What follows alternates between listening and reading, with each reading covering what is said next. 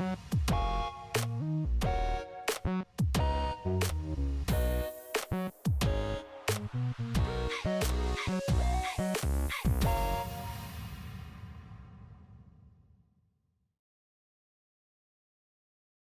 evening, everyone, and welcome to our webinar, Choosing the Right Readers, Tailoring German Language Learning with Proficiency. We're delighted to have you with us.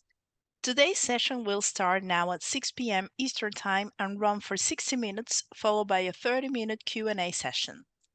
Let me introduce our presenter, Catherine Frenzel-Luke. She's a native German speaker with an MA in Second Language Acquisition and over 20 years of experience teaching German as a second and foreign language. Currently, she teaches online classes at The Ohio State University and for 3 and 4 years old at the Ohio German Language School. Please join me in welcoming Catherine. Hello, everyone, and thank you so much for being here today. So we want to have a look at our German readers, and it's actually not quite true. Yes, I taught last semester, I taught at The Ohio State University, and we just wrapped up the semester, and we also just wrapped up the semester for the Ohio German Language School. So I am on summer break, and I hope all of you will be soon. I'd also like to add that while I have been teaching for 20 years or instructing in many capacities to many an audience, teaching 3 to 4-year-olds has yet been my biggest challenge. I am not gonna lie, but also extremely rewarding. All right, so let's have a look. So what are we going to see today? First of all, we're gonna have a look at making a selection, right? Wer die Wahl hat, hat die Qual. So that means sometimes it's a Qual, but sometimes it can also be joyful. We now want to have a quick look at reading strategies. It's one slide. I promise we're going to do a lot of hands-on and focus on that. But I have to make sure that we all understand the basis underlying all the things that are to come here today. And then we want to look into integration, right? Is it going to be seamless or is it going to be nahezu nahtlos? Which we all mean it's probably going to be the letter, right? And then towards the end, hopefully we have lots of time for lots of your questions. All right, well, let's go ahead and get started. So how do we make a selection? Wer die Wahl hat, hat die Qual. Okay, so before we make a selection, I want you to take into consideration the backwards design that I know many of you already apply when it comes to lesson planning and curriculum designing, right? When we're working with readers, we also want to take that into consideration. So first, we want to have a look at our learning goals or learning objectives. What do you want students to learn, achieve, accomplish by the end of having worked with a reader? What is the learning goal? Once you've established that, let's have a look at assessment. So how will you know that students have actually learned that, right? And those are all familiar questions. We want to approach this when we choose a reader as well. And then once we have established all of that, we're going to look into learning activities and our instructional materials, in this case, our readers. So what contents and activities promote the achievement of our learning goals? Now, how do we find those learning goals? Many of you are already familiar. Again, I want to make sure that we're all on the same page here. So I took this graphic from the Ohio Department of Education. They published this in 2023. And I really like it because it puts intercultural learning outcomes at the center. And there's a couple of ways that we can find these. We can look at our world language standards, right? So those are our actual standards. We can look at themes and topics. For example, IB correlations. We can look at our essential questions or can-do statements if we want to have a reader that is focusing in on one specific target. And then, of course, proficiency level, we can target that. So those are just a couple of things. You, as instructor, will know best what your school and your curriculum, how it is designed, and what outcomes you would like to achieve by adding a reader or using a reader in your classroom. Now, before we move on, I know there's a pre-soon. A couple of things I want you to take into consideration before you make a selection. Language level. We all know we don't want it to be boring, but it also needs to be not too challenging so that we can keep readers motivated, that we can keep our students engaged. And so the language level is a very important part that we need to think about. So here at Cloudword Languages, our German reader followed the Common European Framework. So you will find that they are labeled A1, A2, and B1. If you're not familiar, our recommendation is to introduce an A1 reader for your German classes at level 1 and 2. With that being said, I would probably start towards the second half of level 1 and then into level 2. A2, the recommendation here is from our experience, they are best used at your German classes level 2 to 3.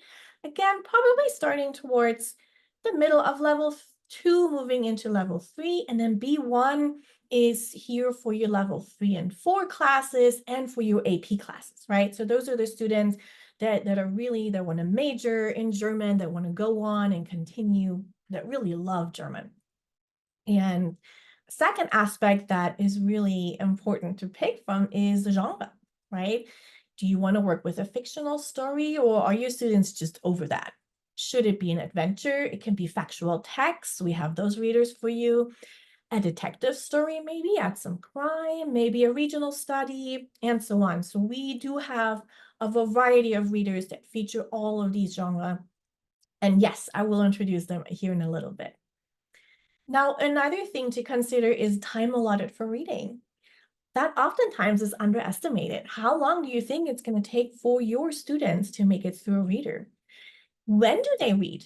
Do they read in school? Do they read at home? Do they read on the bus, on the school bus, on the way home, or in the morning on the way to school, right? How do they read? By themselves, with a partner, out loud? How about reading pace? Some are going to be fast, others are going to be slower, and there's always in between. How do we make sure that we have differentiation for those particular students? What's really dear and near to my heart is accessibility, because I always find it tricky to make sure that all of my students, with all the challenges that are already imposed to them, have access to the readers in the way that is good for them. And along with that comes learner types. I'm a visual learner. I like reading. I prefer the images. But what about our auditory learners that find it really hard to read? How do we cater to them, right? I know speaking, most of you, I'm speaking from your heart. And no, I do not have the answer to all of them. What I do hope to offer is a little bit of a kickstart of your creativity and maybe some, oh, cool, or aha moments. Okay, so here's my one slide on reading strategies. And so while there are many, many ways to subdivide and categorize reading strategies, here we'll focus on the one that has been proven to be exceptional, effective for teaching reading in a foreign language. And it is the division into pre, while, or during reading and post-reading activity. So now the goal of any pre-reading phase is to just kickstart the prior knowledge, right? It is really about that. While reading or doing reading activities are meant to focus on text comprehension, meaning making, and the solving of comprehension problems. And then in the final phase, when we'll move into the post-reading phase, here we aim to retain information, to learn new vocabulary, and this is also the phase where we want to improve and want to check understanding, right? And again, all reading activities need to align with your overall goal. So backwards design, I can strongly encourage it. If you haven't yet had a look at to that, it really works well with working with readers. All right, this is my only spiel. I added a couple of images here just to give you an idea of what I'm talking about. And I grabbed those just from the internet, and I put my sources down below later on if you want to have a look at these.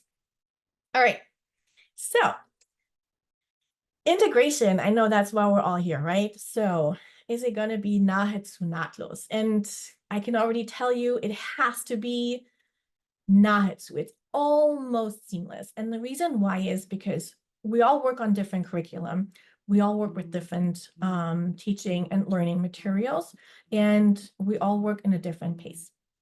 And so I'm going to throw one reader at you, but you are going to have to be a little flexible and work with that and hopefully make a couple of adjustments here and there to make it work. All right. So I just want you to keep an open mind when I share my ideas with you.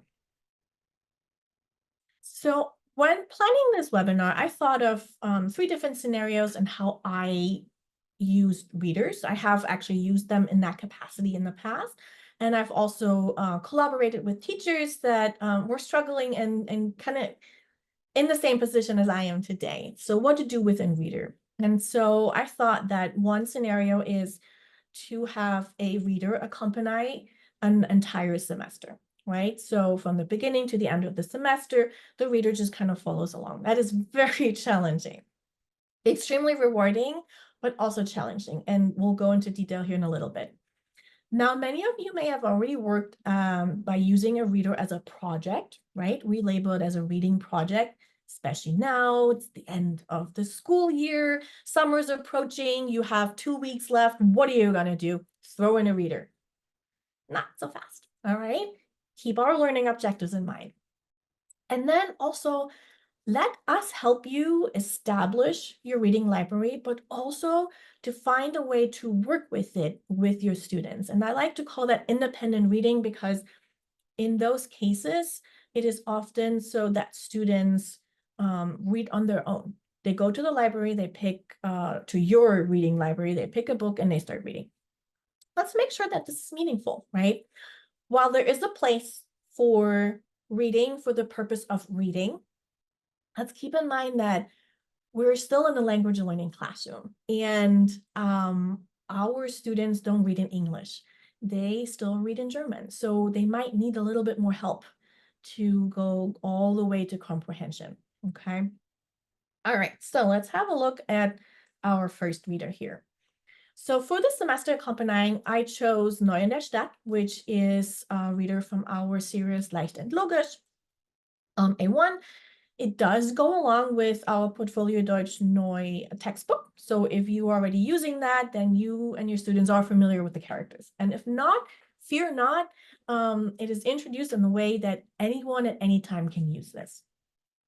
It is at the level A1, which means it is meant for novice learners. It's a fictional story, right? It's made up, it's cartoon characters.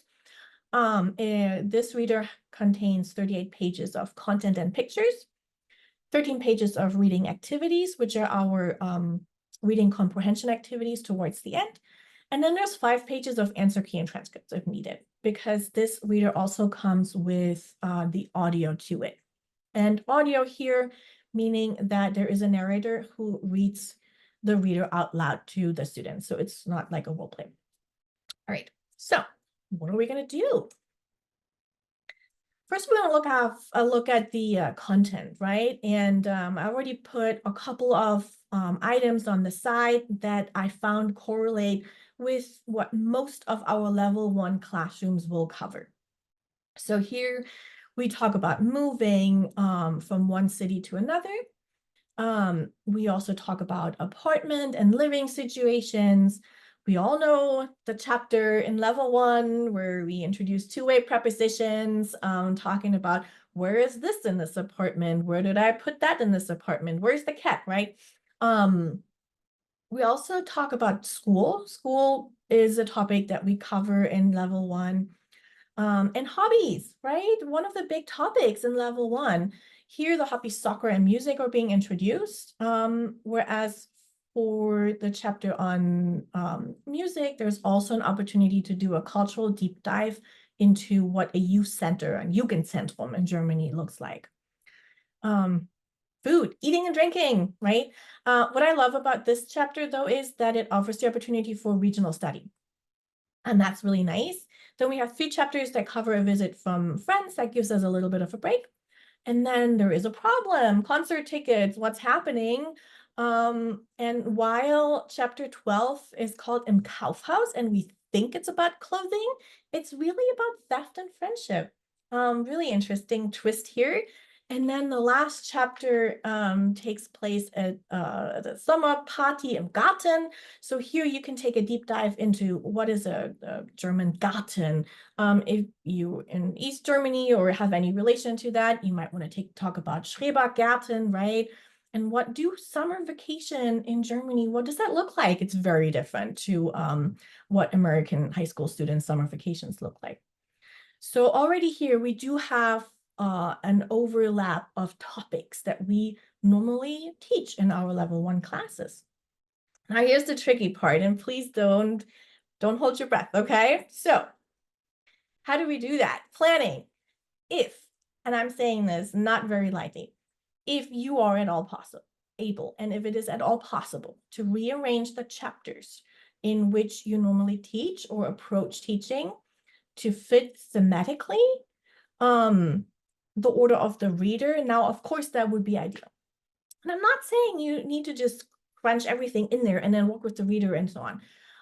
If your book works with a spiraled approach, Portfolio Deutsch Neu does. There are 3 opportunities for me in Portfolio Deutsch. There's 3 chapters that cover being in school. So there's 3 opportunities for me to talk about school and read that chapter when it comes to it. So that makes it a little bit easier. And again, this is really only if you are at all able to do that. And don't forget your goal, right? Just let's bring it all back. What's the goal? What do you want students by the end of the semester, having read this reader alongside all the other materials that you have, what do you want them to take home with them? I love it when students have something tangible in their hands, right? It can be a graphic organizer. Maybe they want to make a movie. They can make a comic, a play presentation, a book report. I've had students do an audiobook that was extremely time consuming and challenging. I'll be happy to talk to you about it if you're interested. Or maybe have your students have a choice. Student choice is always something that that I really enjoy, because then you get a broad variety of assessments towards the end and not always the same thing. Okay. All right. So let's get started. As mentioned before, this is a reader for novice students. However, give your students a little bit of time to adjust to their language learning journey, right? So we usually recommend that they finish 1 or 2 chapters in your regular classroom before you introduce the reader. And here's my first pre-reading activity if you're interested. And so in this picture, you can see the first 2 pages, and we're being introduced to the Freunde. So those are the characters from the book mostly, or the main characters. And for the first activity, I would just black out the little Post-it notes and have my students describe the characters. What do you see? It can be a mind map, a table, bullet points, whatever comes to mind. It can be as basic as, sie trägt ein gelbes Shirt. Hat einen Hund, and so on, right? So what do you see? There are 2 girls and 3 boys, and so on. There's a guitar. 1 boy has a guitar, right? So then we'll remove those Post-it, those blackouts, so that students can actually read the information. Then they compare it with their notes, and of course they can make edits and changes, right? After that, we're already in our post-reading activity. So we're talking about a really low starter learner level to ease students into working with a reader. And for post-reading, first, of course, we might want to compare their notes. And then I always like it when my students come up with their own questions about characters, such as like, does Pia have siblings? Is Paul a good soccer player? Why does Robbie wear sunglasses? And the tricky part is that this is hard for students. It's their imagination seems to always be so tied up in the reality of our world that I always find that they struggle. And so I love this activity because I feel like this is really important. And for my students, when I work with readers over the course of a semester, I usually have them collect their work in some form or fashion. It could be a reading diary, portfolio, a journal, a blog. I had one teacher who very proudly shared with me that all her students just brought in a binder, and then whenever they worked with the reader, they had like a colored piece of paper that they then put in their reader binder. And that was it. But the positives and the advantages is that when you stop reading and you continue with your regular work and then come back to the reader, they can easily reference what they have done in the past and kind of like, oh yeah, this is what this is about. This is who Pia was. Oh yeah, I remember Robbie now. Okay. And so that's kind of the advantage of that. All right. So you want to see the first chapter? This is it. Again, this is a reader for novice learners. Our first chapter is 2 pages and a sentence, and both pages are broken up by big images. We want to slowly ease our students into this comprehension, this understanding, this activity of reading, this experience of reading, right? This chapter also comes with a reading comprehension activity. In that case, it is a true or false questions or statements that students need to answer. And you can work with that, you don't have to. So one way of getting started is to just use the images. That's not new. We like to work with images, right? The supporting visuals are always a good starting point for pre-reading activities, right? And just come up with a couple of true or false statements. They need to be easily answered by just looking at the images. So we can ask, Kolja hat eine Schwester und 2 Brüder. Yeah, it looks like there's like 3 kids sitting in a chair. Okay, fine. Yeah, one has long hair, the other has short hair, maybe. Die Familie hat eine blaue Küche. The kitchen's clearly yellow, right? Or things like, Kolja sieht glücklich aus. He definitely does not look happy. All right, so those are things that are easily answered, true or false, but they let our students, without having to read a whole lot, barely anything, just kind of get an idea of what's happening. Okay, he's unhappy, but why is he unhappy? Why are they in the kitchen? What's happening? Okay, it kind of sets the tone for what they're about to read. Now, during reading, a really good starting point is always our W questions. Who, what, when, where, and why. Those are easily answered by students, and then afterwards can be easily compared. All right, so for post-reading, now here we're going to take a little turn. I'm going to throw a curveball at you because I want to work with what's already here. So I'm going to ask my students to close their reader. And because this reader is being narrated, especially this chapter is being narrated, I would play the audio, and then ask students from their memory and from listening to the audio to check off the boxes, true or false questions here. This is a really cool post-reading activity. It takes listening into account as well. And then afterwards, you simply compare the answers, right? So that kind of sets the tone for what's to expect, what's to come. All right. Now that we in the post-reading stage and we've done that, what's next? You guessed it, assessment or a couple of pre-reading and post-reading ideas. I wish I had time to work you through the entire book in that fashion. I don't, and not within the means of this webinar. So what are some ideas that we can do with regards to pre, during, and post-reading? So we can always work with supporting visuals, as we just saw.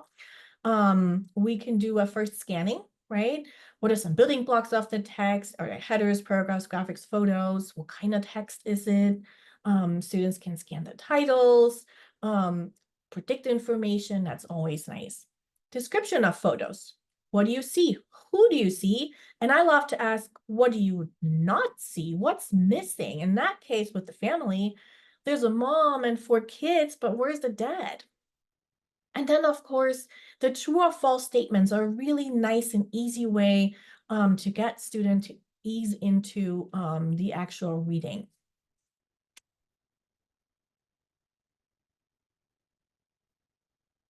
So for while reading ideas, and that's just a couple, we're always looking into building vocabulary, right? So one way is to have students highlight words, maybe 2 or 3 in each paragraph that they don't know yet, but would like to learn. If your students advanced enough, or if you work with more of a linguistic approach, you can ask them to circle the main verbs in each sentence. And then in a post-reading activity, they can describe the meaning, translate them, conjugate them. We can also provide vocabulary questions. Those can be multiple choice or true, false. Those are all ways of building vocabulary. It could be fill in the blanks for what it's worth. And we can also do a close reading. We can read a paragraph multiple times. We can also have students write a summary. If you choose to read more than one chapter at a time, then a good way always is to finish a chapter and just write like 2, 3, maybe 5 bullet points of content so that students can easily refer back to it. And again, those are just a handful of ideas. There's so many, way too many to cover here. So how about post-reading? I love post-reading activities. Students can read out loud. They can take turns. They can insert themselves into the story, into the dialogue. They can be one of the characters. They could be an additional characters. They could work with the dialogue, continue, rewrite it, insert yourself, and so on. We can answer our pre-reading true or false questions, of course. We can ask comprehension questions, fill in the blanks, free writing. If you want to be a little more challenging, you can ask a free writing task, so to say. So they have to write a couple of sentences. Of course, further towards the end of the semester, right? We can draw comparisons to their students' lives. What does breakfast look like in your family? And then summarize, paragraph with like 3 bullet points. We can try to make connections to the current chapter in the textbook, right? So we want to give the reader meaning within the textbook that we're working with right now. And then for building vocabulary, we already highlighted these words. Let's do something with it. Let's create a mind map.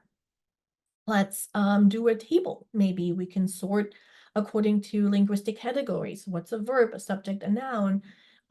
We can create a gender map. I know we all love gender, color coordinated if possible. Unless your students are colorblind, please find something else. And if your kids are aware of what a glossary is, then they could also write their own glossary for new words. And that could be a class activity, right? We all collect this together. How cool is that? All right. So now that we've done all our pre, while, and post reading, let's look at assessment. Because we can't forget, right? How do we know that they've achieved it? If you are working with a reader that accompanies you throughout the entire semester, I would suggest doing assessment after each reading phase. That could be 1 chapter, 2 chapters, but I would try to have some form of assessment afterwards. And it really largely depends on your overall goal and objective, right? So any of your post-reading activities is probably a good starting point. Try working with rubrics. I love rubrics. They help you and they'll allow you to set expectations very early. If you have your grading rubrics and checklist rubrics ready before the semester begins or the school year, your students will know exactly what you want from them. Makes grading so much nicer. I would urge you to look at a more holistic approach, like assess the whole thing, not just one particular moment. The same with assessing progress is another way to find a way to assess your students' current level and movement is, when we talk about assessing progress, we really mean, think about it in the writing for chapter 2 should definitely look different than the writing in chapter 14, right? But what is the progress that they made and in which way? And then if possible, try to gradually increase the level of difficulty when it comes to assessments, right? Whereas for chapter 1 and 2, it might just be, true or false questions that they need to answer. So we know that they have, they understand the reading comprehension. Whereas for chapter, 5 or 6, it might be multiple choice. And then 8 and 10, it might be, answering 1 or 2 questions with like free writing. And then, hey, by chapter 14, let's write a paragraph. All right. You see that it just slightly increases, ever so slightly, moving along, which will go nicely along with you as you move your students through the semester as well as you gradually move them to the target. And so the reader and the work with the reader should follow along and do the same. All right, so now let's look at reading as a project. This is certainly easier to plan, not quite as time consuming, and just as joyful. And I chose one of our brand new readers from our series Stadtland Abenteuer. And these are adventure stories. We have a handful, and they include regional studies. So this is a bundle of adventure and regional study. This particular reader of Schlaflos in der Großstadt is at the level A1. It is 47 pages long of content images, and it comes with a digital discovery tour. If you have not yet heard it, I hope you love it as much as I do. All right, so let's have a look. And what are we going to do? This is what it looks like. So we can see from the content page, there is 5 chapters. The chapters aren't very long. Each chapter is followed by a Du bist dran page. So here's our preset reading comprehension if you want to work with that. And then afterwards, students would log in with any device. It can be a computer, it can be an iPad or a tablet, it can be a phone, just needs to have Wi-Fi. And they can log into the virtual discovery tour or the Entdecker tour, and then they would do that on their own. And that's what's on the other side. So let's see. So when we talk about working with the reader as a bigger project, we certainly don't want to assess after every chapter. We can, we certainly can. I usually choose to assess towards the end and have like a bigger project as assessment. That doesn't mean that you can't have checks in between. Excuse me. And so a couple of pre-reading activities that you might want to take into consideration is have students come up with questions based on the title page and the title pictures. So here it could be, you know, what is this monument that we see? Who are the 4 people in front of it? Why is the monument green? Where is it? Why are they not sleeping? It's called Schlaflos. And then all of these can be answered at a later point in time, right? Students could do research, 21st century skill, online research, right? What are trustworthy resources and what are not? They can research the setting, the time period, if appropriate. Here in this case, they would research Berlin. And they can create posters, presentations, whatever you could think of. Now, one thing that came out of the pandemic, if not many good things did, a lot of virtual field trips and virtual things are available now online for a lot of them are for free. And if you know if it's appropriate, have students do a virtual field trip of Berlin. Brainstorm. Have students do a think, pair, share activity. They think about what do they know about Berlin. They can compare it with a partner. They can still do research on what they come up with and have them create like a little online collage, a mind map, a Jamboard. Please know Jamboard's about to be ridiculed, so you might have to find something else. And then if your students are, and I want to say mature enough and ready, they could also come up with hypotheses or predictions about the topic and content, right? So, but again, that is something that is also your choice as instructor, if you're comfortable working with that. And again, these are just ideas of what to do. All right, so let's move into the while reading. Couple of things to consider while students are reading is an activity that's called skimming. If you're not familiar with it, it's a reading technique to provide a global reading of a text, right? Or a paragraph. And it's just to gain an overview. Skimming, the intent of skimming is to separate the important information from the less important information. And not to get confused with scanning, where scanning is, you know, selective reading to find certain information. Skimming is quite the opposite. It's just to get the broad overview of things. RW questions, always great, no matter what level your students are at. We could do linguistic analysis and vocab building. We can do a detailed reading. We can investigate sentence structure, linguistic features, such as connectors, time adverbial signal words, punctuation, and so on. Lots and lots of things. We could work with sections. I know many of you will have done that before. You cut up a chapter, you know, the students read it, they put it back together. in order. It goes really well with a linguistic analysis. It can be a jigsaw activity, right? You divide the class in groups. Each group reads a paragraph, and then they come together as expert groups and share their notes and images. If your students are aware or familiar with annotations or cliff notes, they can also keep a shared document for class and draft up their own cliff notes, which is really cool, or also create a storyboard as well. So those are all activities for while reading. And now I know we already branched a little bit into the post reading. So some of the while reading activities will branch over into post reading, and the same for post reading and while reading. So sometimes, oftentimes actually, once we're done with reading and we look at those post reading activities, we might have students go back in and do another reading or just a section, right? So it's not a clear cut, kind of like we do this, this, and this, right? It's fluid in a way. Okay. Now, let me take you on our virtual Discovery Tour, unsere virtuelle Entdeckertour. So here we go. I chose chapter 3, Die Berliner Mauer, and this is what your students are going to see. I can't do it live, it just takes too long, so I took screenshots. Okay, here we go. Okay, so first we do a little bit of vocab building.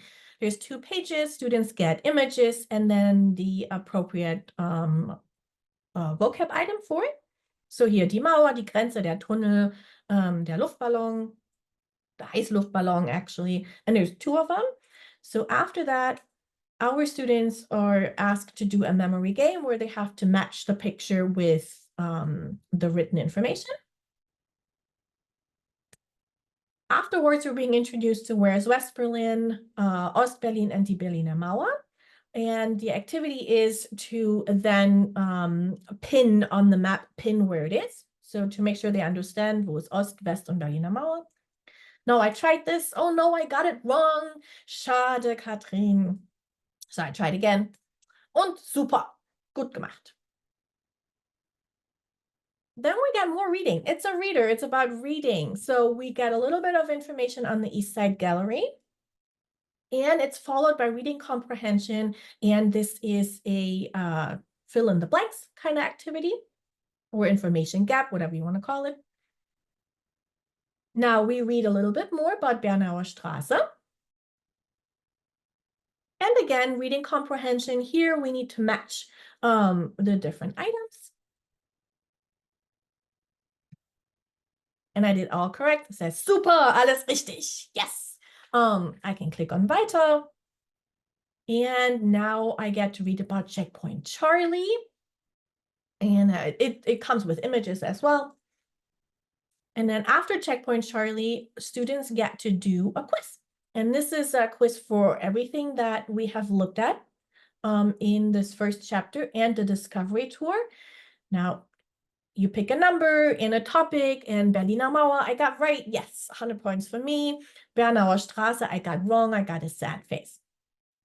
Now, once I finish, it says, genial, du bist bereit für das Ziel. So I only got 100 points off because I got everything else right. So that's pretty cool. And I can click on weiter. And then a whole set of balloons will pop up and float on the screen. And it says, herzlichen Glückwunsch, Katrin, du bist am Ziel. Ja, geschafft. Okay, so, and this is what your students get. And they do that independent if you wish. They can do with a partner together and so on. So there's lots of ways to work with it. This is included in the reader. It's already there. And so I love these, and I think there's lots of potential to work with them. So what do we do with that? If you do not want to work with the Discovery Tour. We can also think of other post-reading activities, right? So one would be our Du bist dran page. So again, these are comprehension activities based on the chapter they just read. And then we can think about writing activities, such as add yourself into the plot. We can email the author. How about we send a postcard from Berlin? We can do diary entries. If you are allowed, and I say this very firmly, make sure you are comfortable and allowed. You could work with a gender bender, and what that is, it means rewriting a scene or paragraph, changing the gender of one of the characters. Again, make sure that in whatever state you're teaching, you are okay to do that. I taught this in Germany, so it was not a problem. Students can come up with alternative endings, beginnings, dialogues. They can add an adventure right in the middle, whatever their creativity does. We could also think of larger speaking activities. It could be a role play. Students could record a movie or a skit even, take it into the funnies. Just read out loud, read out the dialogues, work on pronunciation and intonation, or maybe pretend to be a protagonist and do an interview with them. How fun. Now that's a little more challenging because they will have to know the details about the protagonist, right? And then larger projects, meaning students design a board game based on the reader, for examples. They can write their own story, short story, graphic novel. They could turn it into an audiobook. I know I've said it before, huge undertaking. And here's one thing that I love is, and I've done this with students, more in the higher ed though, but I can see this working in high school. Have students create a test or a quiz based on the reading. I have done that after each chapter. I always ask each student individually to come up with 5 questions on what we just read. And then I took those questions and they were the quiz that they then took. So they created their own quiz. And so why should I do it if they can do it? So that's always fun. And students, they quickly caught on to it and got better. So, so that was fun. So that is just another way of looking into these. All right, so let's have a look. How much time do I have? Oh, we're good. So let's not forget about assessment. While any of these post-reading activities could be your piece of assessment, and this is just the same slide as from before, it's just a reminder to not forget about it, because I certainly always get excited when my students work on projects like this and with a reader. And so it's really important that we tie all of this in with our overall goal and objectives. All right, so let's look at our actual readers that we have and some independent reading, because this is a great place to do that. So let us help you establish your reader library. A couple of things to take into consideration, of course. So again, what are your objectives?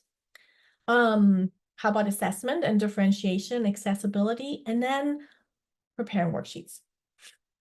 You might want to consider preparing worksheets for the readers in your library, and they can be broad or reader specific. So that is up to you. And I'm fully aware of the amount of work that this is. And then I put just ... in the last hexagon because there's so much more that we might need to take into consideration. Okay, I'll be happy to hear your thoughts. If you want to share those in the chat, I would love to hear other things that, when working with your own reader library, what are the things that you take into consideration? All right, so let's have a look. You already know our reader series, Leicht und Logisch. Here are all the readers that I can strongly recommend for level A1. So here we have the blue one is Leicht und Logisch, goes with Portfolio Deutsch Neu. The green one is from our series Leicht und Klasse, which goes along with our Klasse textbook. And again, both of them work independently just fine. And then our newest one, Stadt, Land, Abenteuer, also at the A1 level. We also have these little, they're like tiny booklets, readers that are from our Einfach Loslesen series. Now, please bear in mind that these are for your more mature high school students or higher ed, as they do feature adults. So this is really more of an adult life. And then also the Vierzimmer-Küche Bad. So where the blue and the green one are broken up in A1.1 and A1.2. The Vierzimmer-Küche Bad is just A1. All right, so what do we have for your second and third level? Now, here we actually also have our detective stories, Detektiv Müller, and it's in the middle there because it actually bridges A1 to A2. And that's why. So, so that's a really neat thing if your students are into detective stories. This is about Berlin and the movies, and it's a really neat one. And then you see our Leicht und Logisch changed colors. So the red ones are for A2. Same for Leicht in Klasse. And of course, there's A2 readers for Stadtland Abenteuer. I also put our Tatort DAF here. I do want to say that Tatort DAF is designed for higher ed. But I do believe that it can also be used in your AP classes and your more mature high school students. It is similar to the Tatort DAF series, if you're familiar with it from the Mitteldeutsche Rundfunk. And so it's based on that. And those are our true crime, our crime stories, if you wish. So we are moving from A2 into B1. And so the first three readers here is again Detective Müller and Tatort DAF. So those are labeled as A2 to B1. So those would be great for your level 3 and 4 classes. And then we have actually a factual reader, which is our Leben, Werk und Wirkung. And here I took Carl Benz. And this reader is broken up into 3 sections, one on his life, on his work, and the advances that came with him. So if you have an AP class that is really interested in like automotives, Carl Benz is the way to go. And then at the true B1 level, we do have one reader from Leicht in Klasse, die Schatzsuche, and also a handful of our Tatort DAF readers again. Now, I'm really excited to tell you that this coming fall, and it's been approved already, we're actually going to have Tintenherz. So, and we're going to have Literatur Comic DAF. So what does that mean? Tintenherz, they're both at the A2 level, A2B1. So again, we're talking like a slightly level 3, 4 AP classes here. And Tintenherz, if you know it, it is humongous book. It is incredibly thick. Fantastic movie. And we got Ernst Klein Sprache got the license to take this book and put it into an abbreviated version with in cooperation with the author. So it's going to be a comprehensive reader ready for your students. And then these little Literaturcomic DAF is what we're always looking for, right? It's the Wilhelm Tell, Kleider machen Leute. I have it right here. I just looked at these. They come with a movie and alternative endings and lots of activities. So they're super cool. We're going to introduce them at Actville. So, if you want to come and have a closer look, come find me at the booth at Actville. I'll have a computer and we'll look at it together. I'm really excited about these. They're super cool. All right. So as we are nearing the end, just a little summary, just a couple things to keep in mind.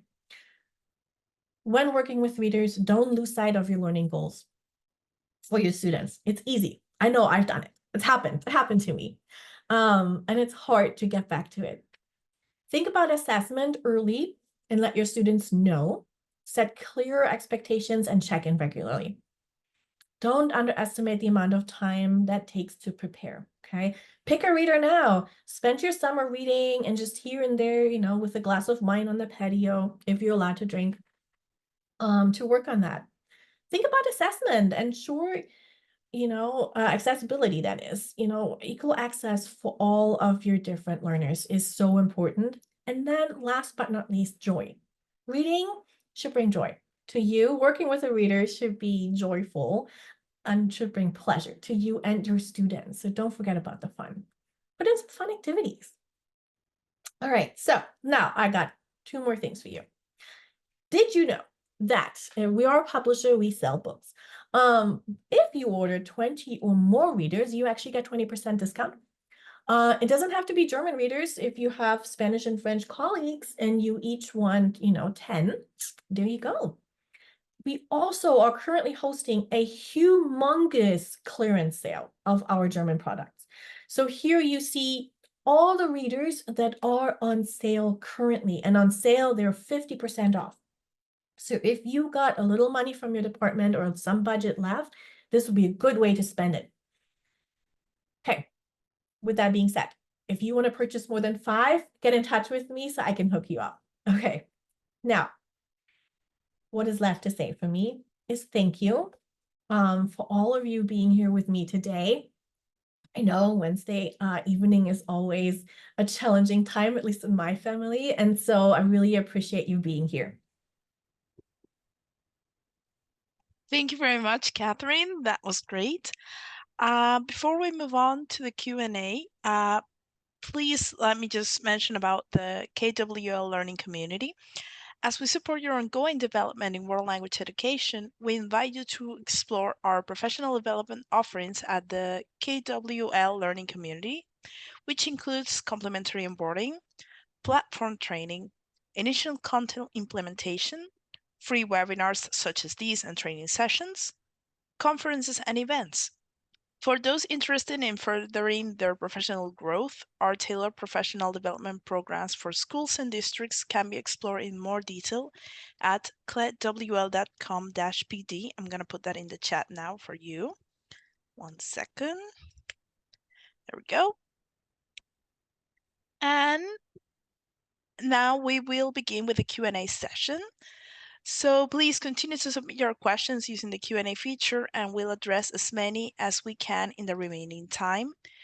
We don't have so many questions now. We have one, Catherine, which is if these readers come with pre-made teaching materials. Could you give us small more insight in that again?